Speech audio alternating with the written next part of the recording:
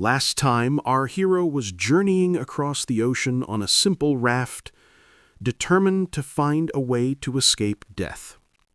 After landing on a beach in a foreign continent, he journeyed through large cities, small towns, and thick forests for over 10 years.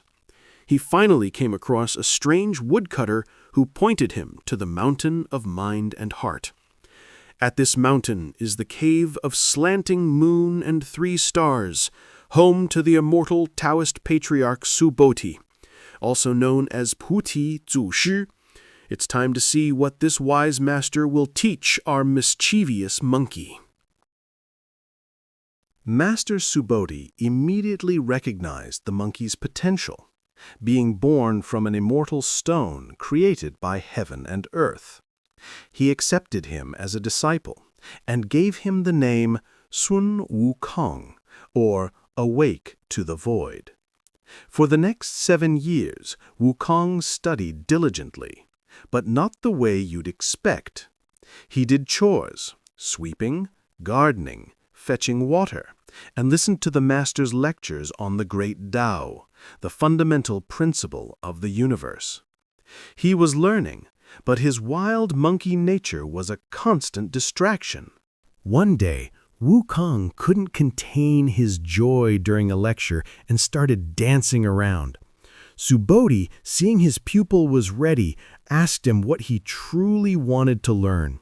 When Wukong couldn't decide, the master delivered a cryptic message. He struck Wukong on the head 3 times and walked away, locking the front door. The other disciples were furious with Wukong, but he knew better. Wukong figured out the riddle. Strike me 3 times means meet me at the 3rd watch. Lock the front door means come in through the back door so he may be taught in secret. That night, Wukong crept into the master's private chamber. Subodhi, pleased with his pupil's insight, imparted a secret.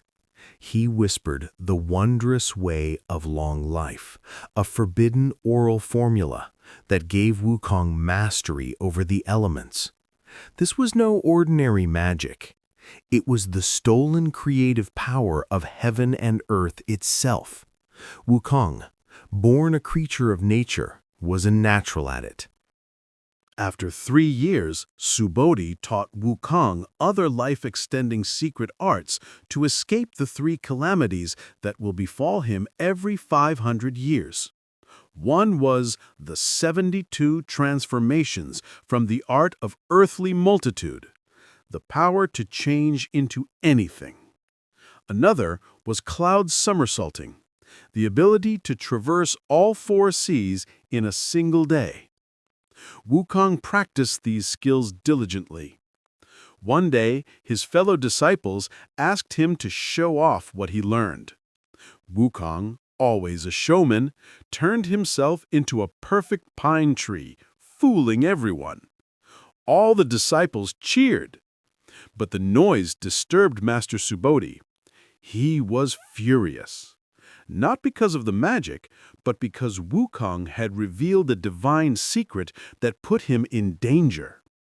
What if bad people want to learn these secret techniques and end up hurting Wukong? Subodhi, knowing he couldn't keep Wukong safe, banished him from the mountain. His one rule: Wukong was never to reveal who his master was. If he broke this rule, he would be punished severely. Wukong, heartbroken but obedient, agreed. He performed the cloud somersault and soared through the sky, a master of immortality, but an outcast once more. In less than an hour, Wukong returned to the Flower Fruit Mountain, a changed monkey.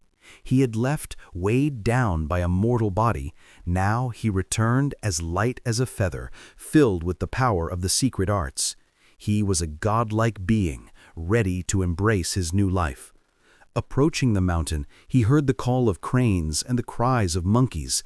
Something was wrong. The Flower Fruit Mountain was in chaos. Wukong's followers gathered around him and cried, Welcome back, great king. We have been brutally abused by a monster who has plundered our possessions and kidnapped our young ones. A powerful demon, the monstrous king of havoc, Hun Shi Mo Wang, had kidnapped Wukong's followers to the water-belly cave at the foot of the Mountain of Northern Spring.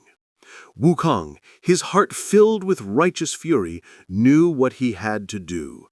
The time for being a playful show-off was over. As the Monkey King Sun Wukong, he would reclaim his home and prove his new power. Like David versus Goliath, Wukong confronted the Monster King without any weapons, only his bare fists. But this was no ordinary fight. Wukong wasn't just a physical fighter. He was a master of divine arts. He plucked a handful of his hairs, and each hair became a clone of himself, a small, furious fighter. Hundreds of Wukongs swarmed the monstrous king of havoc.